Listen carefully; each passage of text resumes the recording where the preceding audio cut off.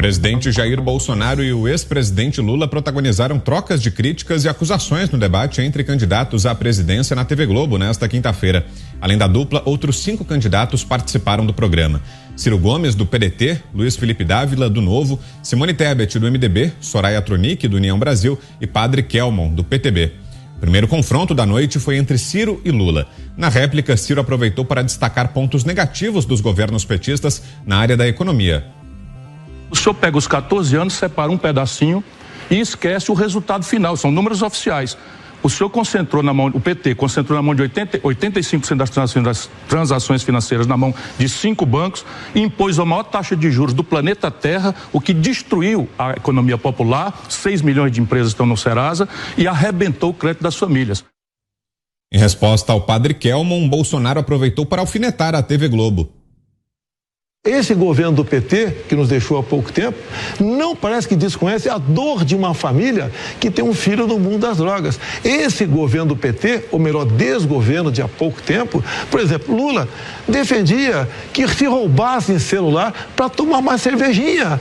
Ou seja, quantos jovens foram assassinados por essas pessoas roubando o celular e protegidos por Lula?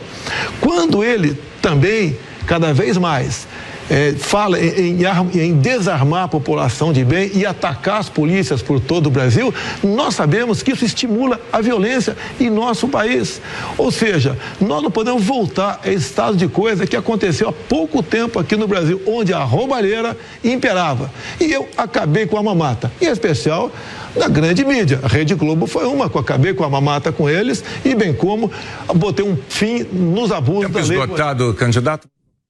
A partir desse momento, Lula e Bolsonaro fizeram sucessivos pedidos de direito de resposta com ataques mútuos. Em um deles, Lula citou a CPI da pandemia, que teve como vice-presidente Randolfo Rodrigues, um de seus coordenadores de campanha. Ele sabe o que foi a quadrilha da vacina, o que foi o oferecimento de $1 por cada vacina importada.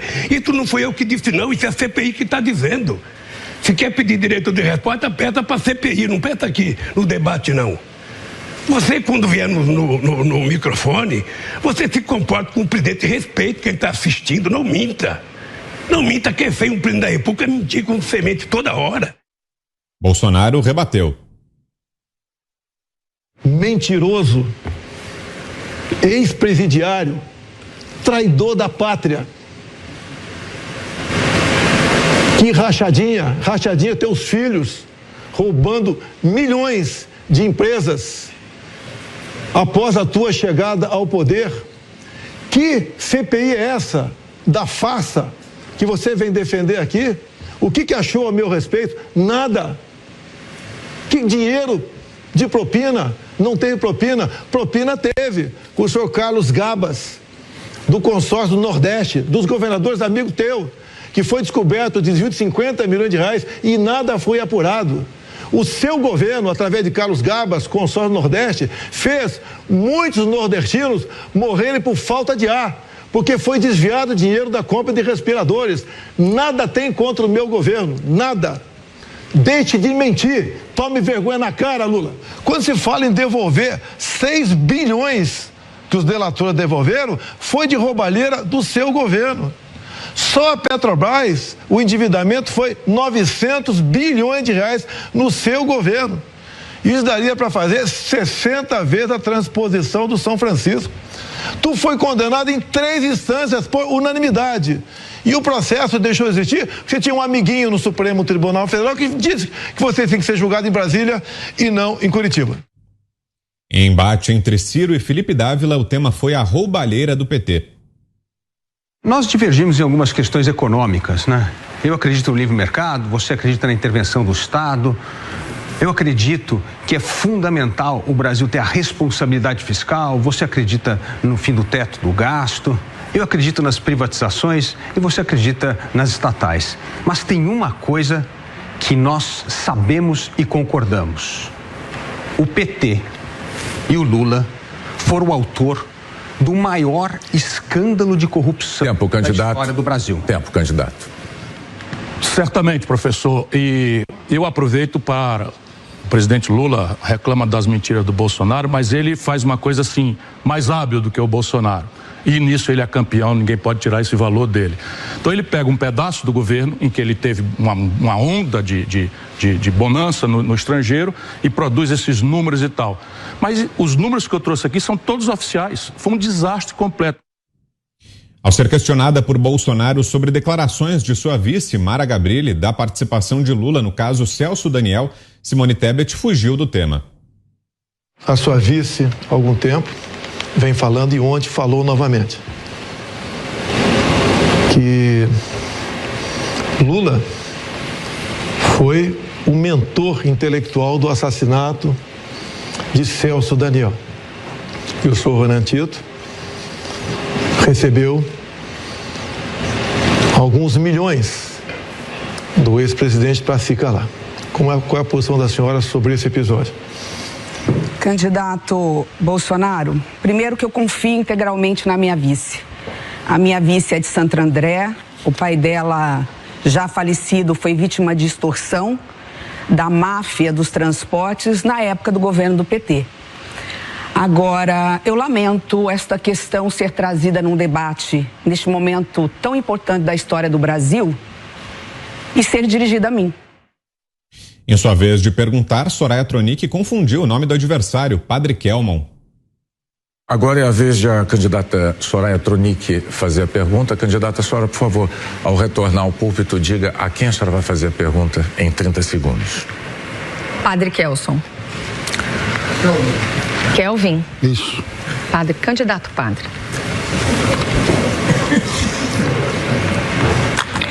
Candidato padre, gostaria de perguntar para o senhor, para quantas pessoas durante a pandemia o senhor deu a extrema unção? O que o senhor diria para consolar essas famílias, esses órfãos que estão até agora esperando uma ajuda do governo, que estão até agora sofrendo e muitos irmãos separados, porque cada parente tem que ficar com um ou outro. O senhor não tem medo de ir para o inferno, não?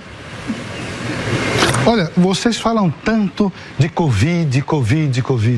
Só se morre de Covid nesse país? Só se morre de Covid no mundo? São falácias e falácias e falácias. É só o que vocês sabem fazer. Medo de ir para o inferno eu não tenho, porque todos os dias eu morro um pouquinho de mim mesmo para viver o evangelho, coisa que a senhora não sabe o que é. Se a senhora soubesse o que é, a senhora não estava desrespeitando um padre. O senhor me respeita. Mandando o padre para o inferno.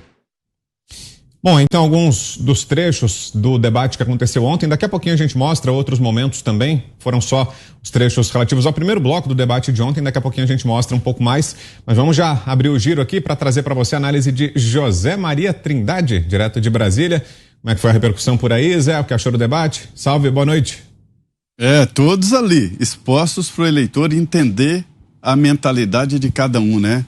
Muito boa noite, meu caro Vitor, boa noite, Ana, boa noite, Fiuza, boa noite, Diogo. Um grande abraço no mestre, no meu compadre Augusto Nunes e a você que nos acompanha aqui nos Pingos nos Is. Olha, Vitor, ontem nós acompanhamos aqui esse debate passo a passo e num comentário muito bom, a gente jogando aqui entre várias pessoas, né, vários comentaristas aqui da Jovem Pan, e que deu uma audiência muito boa, inclusive porque todos queriam acompanhar exatamente o comentário desse embate, né? Eu defendo esse método. Me lembro que eu acompanhava todo o processo de debate e a origem é mesmo americana. Em 1960, Kennedy com Nixon fizeram a primeira disputa na CBS e ninguém entendia ainda como funcionava essa história de televisão, mas o Kennedy se preparou, o Nixon não. Nixon apareceu cansado e houve um debate desigual. Kennedy ganhou e ganhou por pouco a eleição norte-americana. E ali os eleitores viram não só a proposta de governo, como era tradicional, as ideias, mas também a postura do candidato. Aí, quando você entende de postura, vê o tom da pele, se está nervoso ou não, o tom da fala, o terno, a gravata, ou seja, tudo isso é levado em conta, porque o espetáculo é diferente e a partir de 1960 os debates acabaram tomando um espaço muito grande. Lá nos Estados Unidos eu fiquei impressionado com algumas perguntas que derrubaram.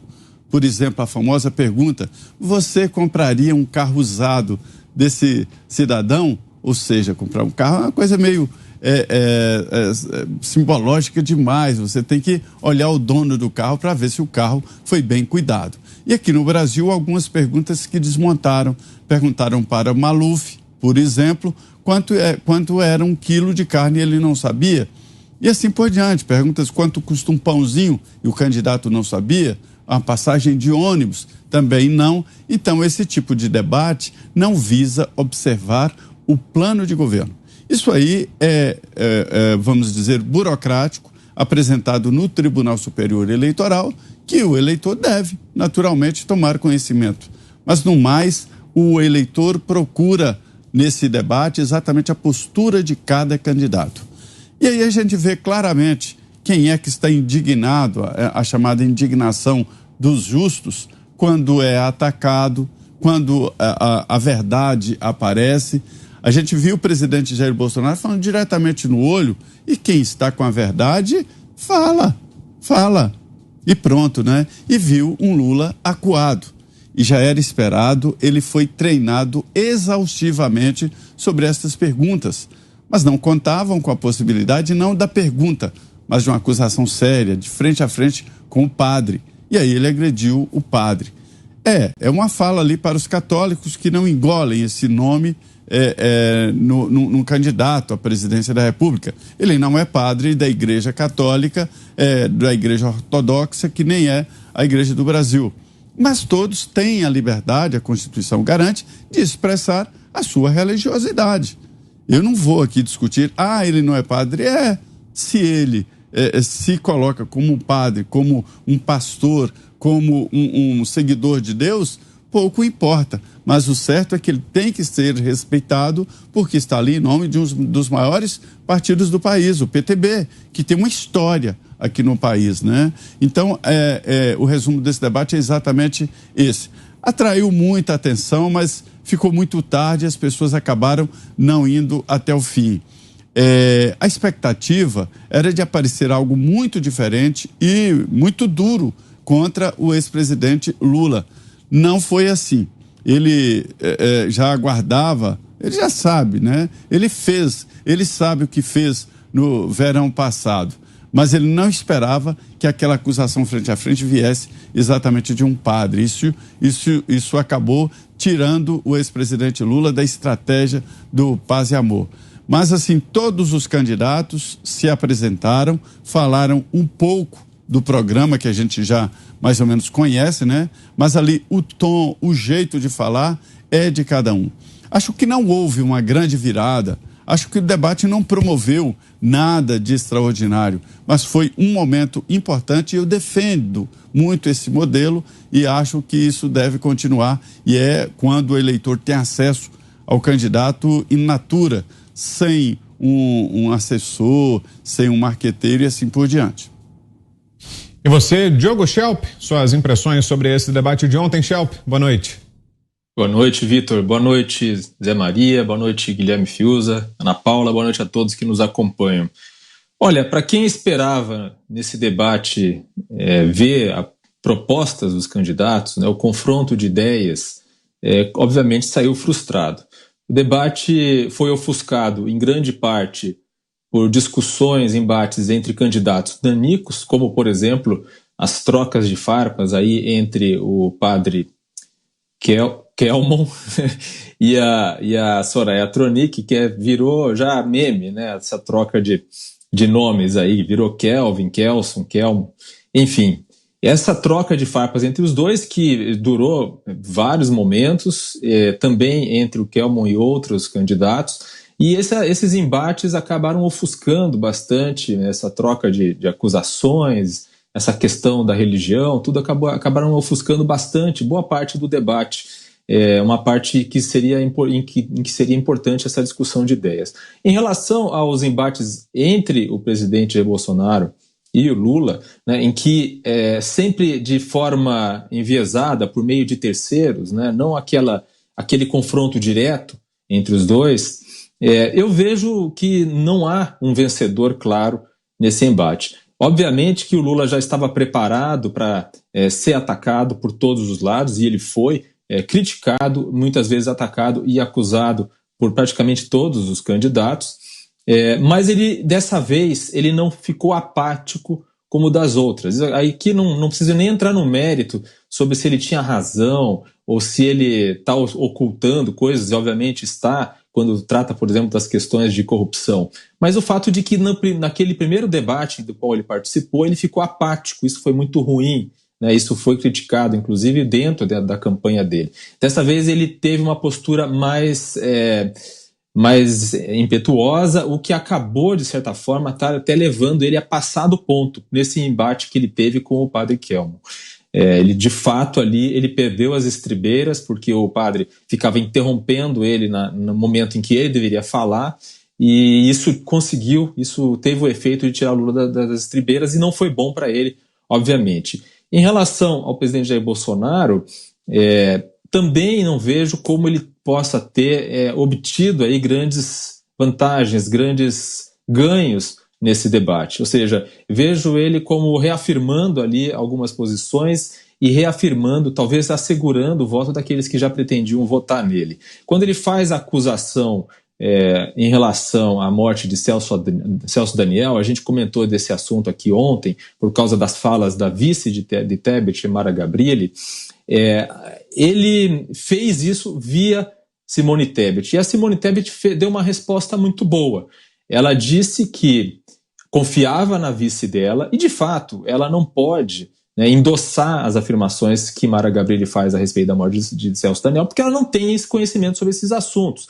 E são afirmações que Mara Gabrilli faz de conhecimento pessoal, mas que ela não tem como provar. Se tivesse como provar isso, já teria divulgado essas provas há muito tempo, já que ela trata desse assunto há muito tempo.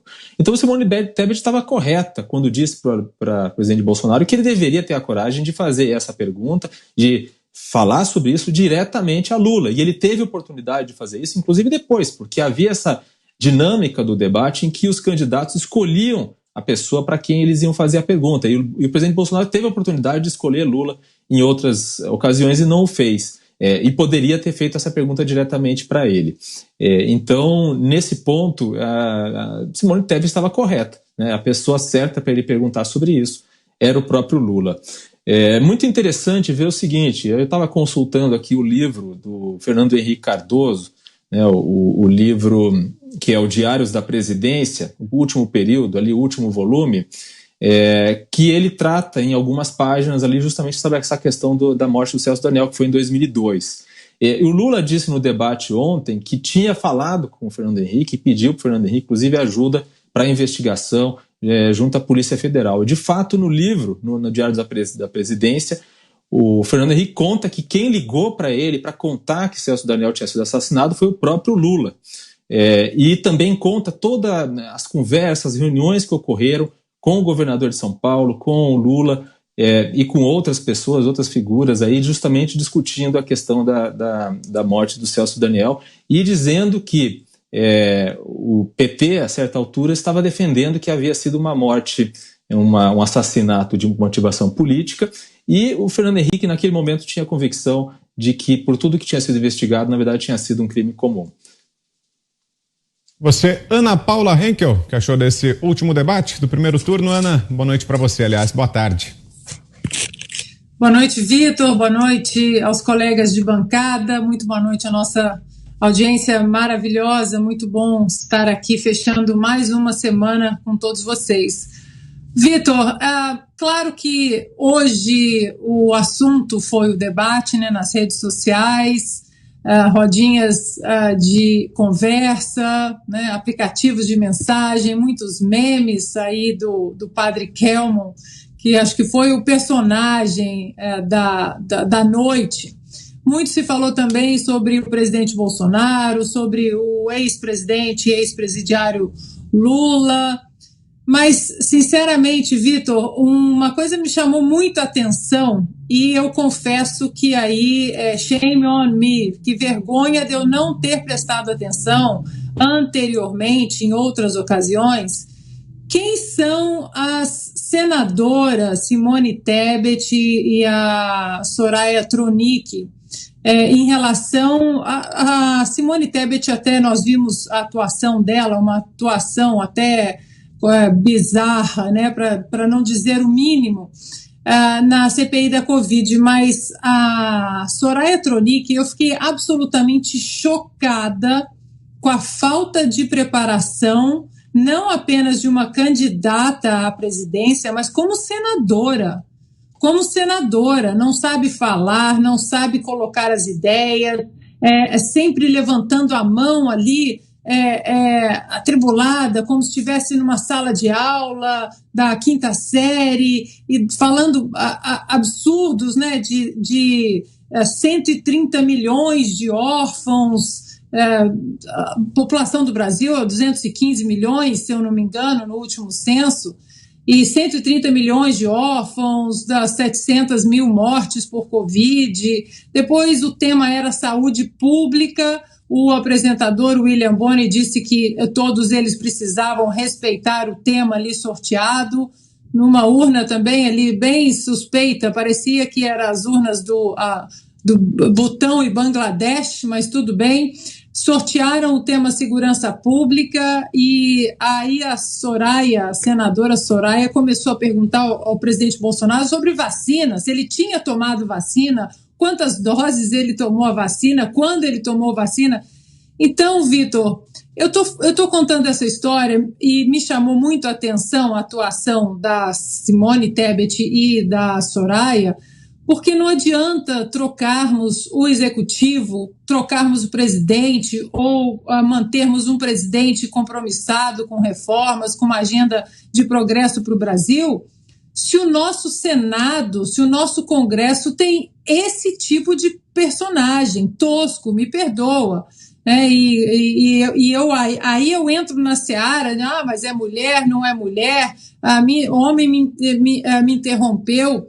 Ora, nós precisamos de pessoas capazes, homens, mulheres, negros, gays, homossexuais, heterossexuais. Nós precisamos de pessoas inteligentes no Congresso. Eu fiquei bastante chocada com o desempenho da senadora Soraya Tronic e fiquei ali pensando, meu Deus, o que mais nós temos ali dentro do Congresso que não sabemos? Então, por mais que nós sempre coloquemos aqui o nome do senador Rodrigo Pacheco, né, para usar a nossa ferramenta de freios e contrapesos em relação ao impeachment do Alexandre de Moraes, que é talvez o ministro mais inconstitucional que a República já viu, como colocar isso para frente com senadoras do nível de Simone Tebet, do nível de Randolph Rodrigues, de Soraya Tronic, que não sabem conversar, só tem ataque, perguntando se o padre Kelman, se ele tinha medo de ir para o inferno.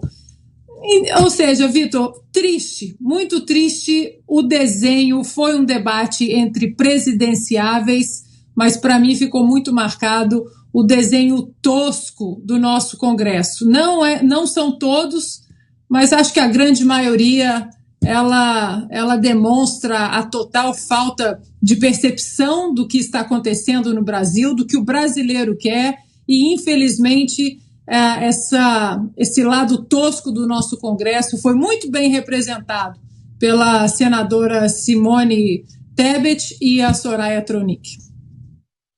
Quem está com a gente também é o Roberto Mota. Acompanhou o debate de ontem, Mota. Quais suas observações? Boa noite.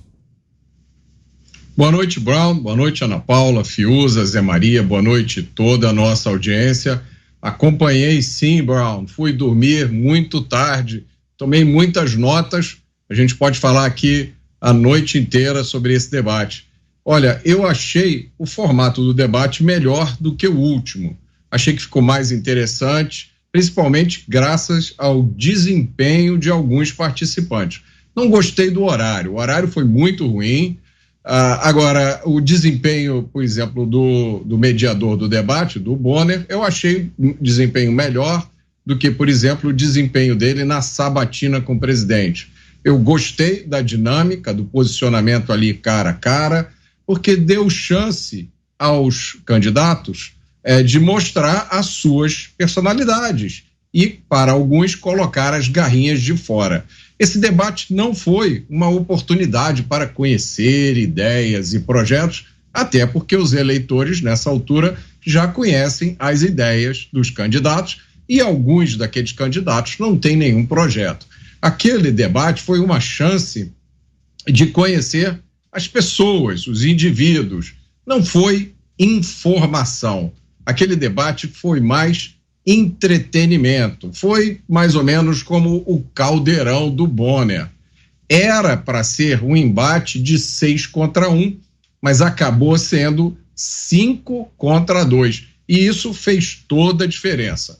A gente viu, né, a senadora Soraya e a Simone Tebet passando uma vergonha maior do que passaram nos outros debates. Elas se alternam, né? Elas, em determinados momentos, apresentam soluções para todos os problemas do mundo. Se eu não me engano, a Tebet disse que ia zerar a fome, zerar o desemprego, zerar a inflação e zerar desmatamento. Talvez eu tenha esquecido alguma coisa. E a Soraya sempre traz o imposto único. Você está com tosse, imposto único para você. A sua empresa vai mal, imposto único para você. Seu filho não está aprendendo na escola, imposto único para você.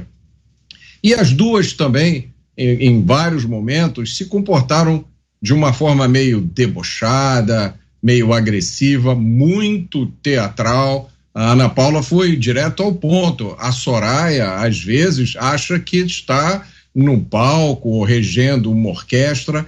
Ela tem um gestual muito agressivo, um olhar muito arregalado, às vezes assusta. Ela perguntou ao padre se o padre não tinha medo de ir ao inferno, falou desses 131 milhões de órfãos. Ou seja, a dupla Soraya e Tebet são um poço de fantasia e contradição. Desperdiçaram uma oportunidade que talvez não tenham nunca mais. A Luiz Felipe Dávila acertou algumas coisas, depois se refugiou no lugar comum, levantou bola para o candidato do PT, perdeu a oportunidade de se posicionar de uma forma mais firme. Eu achei o Ciro meio pálido, meio apagado, não sei se aquilo é resultado de algum problema ou se era uma estratégia, né, tão perto assim das eleições, para não acabar com a possibilidade de criar pontes. O centro do debate, como não poderia deixar de ser, foi o enfrentamento entre o presidente Bolsonaro e o candidato do PT. Essa era a discussão que interessava para todo mundo. Eu achei o presidente Bolsonaro muito bem, ele estava calmo, falando com serenidade, sorrindo em vários momentos, né, e que faz toda a diferença. Ele continuou a ser alvo de acusações sem pé nem cabeça, de histórias sem qualquer compromisso com a lógica, mas conseguiu mesmo assim manter a calma, mesmo nos momentos em que estava indignado. Já o candidato do PT estava raivoso. Eu sugiro mais uma vez que as pessoas tirem o som, observem só a imagem. Ele estava com a voz muito áspera e, mais uma vez, afrontando a lógica e a verdade, né? Ele, por exemplo, em determinado momento, pediu ao Luiz Felipe Dávila a fonte dos números sobre corrupção que o Luiz Felipe apresentou. O Luiz Felipe podia ter respondido. São 3.000 páginas dos 2 processos criminais que percorreram todas as instâncias da justiça, né? Agora, é curioso o candidato do PT pedir fonte de números, porque ele é uma fonte permanente de números e ele nunca diz de onde é que os números dele vieram. Ele, de novo, para o espanto acho que da maioria dos brasileiros, insistiu que foi absolvido no STF e que foi absolvido na ONU. Ele poderia ter dito também que foi absolvido num disco voador a caminho de Marte, porque o contato com a realidade seria o mesmo. Acusou o presidente Bolsonaro de colocar imaginários 100 anos de sigilo, né? Me lembrou aquele livro do Gabriel Garcia Marques, 100 anos de solidão. Agora, a estrela do debate mesmo, que merece um comentário em separado, eu vou fazer depois, é o padre Kelmon, sobre o qual eu só vou dizer isso. Eu estou procurando uma bandana igual a dele para comprar, mas está difícil de encontrar. E a análise agora é do Guilherme Fiuza. Boa noite, Fiuza. Boa noite, Vitor. Boa noite a todos. Um abraço ao mestre Augusto Nunes. Esse programa de auditório de 5ª categoria, chamado de debate dos presidenciáveis, é uma humilhação à sociedade, né? É o show do ócio, da inutilidade. E já que dessa vez a revista Soraya, né, se destacando aí como a musa desse programa de auditório de 5ª categoria, trocou a vara curta pela seringa e veio como eles vêm, todos vocês e muitos de vocês aí vêm, a vacina, vacinou, não vacinou. Eu quero perguntar o seguinte, o William Bonner, né? O William Bonner é o porta-voz aí das supostas diretrizes empáticas da pandemia. Eu quero perguntar à senhora Soraya e ao senhor Bonner se eles já disseram alguma vez que vacina de Covid mata.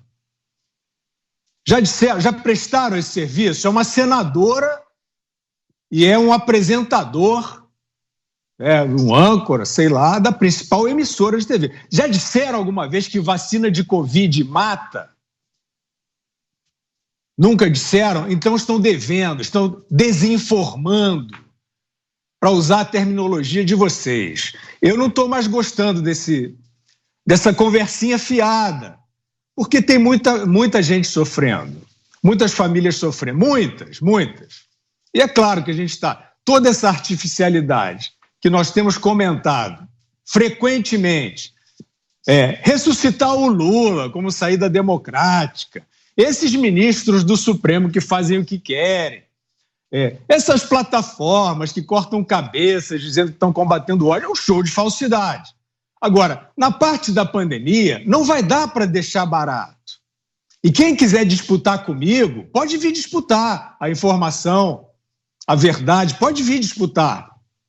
Ficaram assustados com a ideia de que vacina de Covid mata? Venham conversar comigo, venham disputar comigo. Eu tenho as informações, eu conheço as famílias.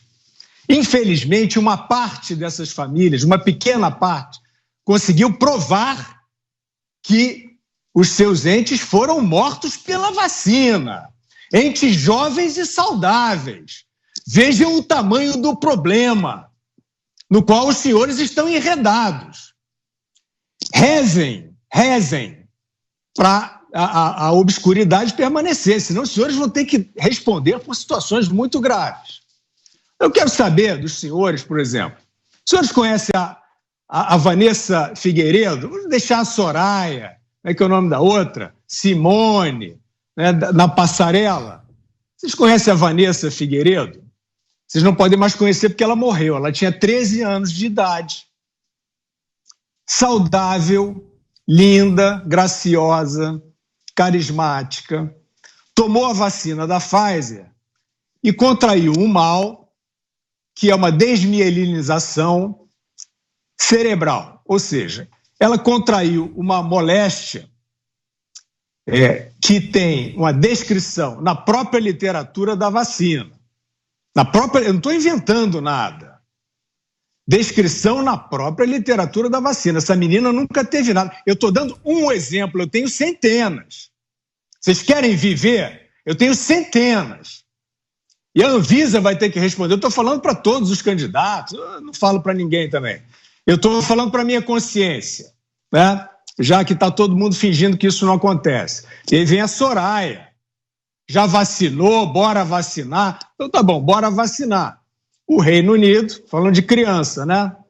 O Reino Unido parou de vacinar crianças com vacina de Covid, porque o risco-benefício, segundo a Autoridade de Saúde do Reino Unido, não compensa. E no Brasil é bora vacinar. Isso é a casa da mãe Joana? Então, estamos trazendo aqui o mínimo contraponto. Doença encefálica descrita como efeito adverso possível na vacina. Vanessa Figueiredo, 13 anos, morta deste mesmo efeito a partir da vacina da Pfizer. Não estou inventando. E não só não estou inventando, como esse processo foi a termo na autoridade sanitária. E o que fez a autoridade sanitária, eu vou contar a vocês, pasmem. A autoridade sanitária disse que não poderia, neste momento, determinar a causalidade, apesar de haver a coincidência do efeito adverso e a coincidência temporal. E ela não pode determinar por quê. Por que será Bonner? Por que será William Bonner? Que não sai no telejornal, que a autoridade não pode determinar, que a plataforma corta a cabeça de quem falar. Por que será? Será pelos belos olhos de alguém? Então, esse estado de coisas não pode permanecer. Eu conheço diversos casos, por exemplo, de pessoas que morreram de efeitos que a autoridade sanitária já conhecia e o fabricante também. E não foi alertado. Bonner, onde é que estavam as campanhas? Vocês ficaram falando de pandemia e de vacina e dizendo que vacina é segura? Onde é que estavam os alertas sobre trombocitopenia? Você imagina um filho seu de 28 anos, saudável, como o Bruno Graff, morrer disso, quando a autoridade já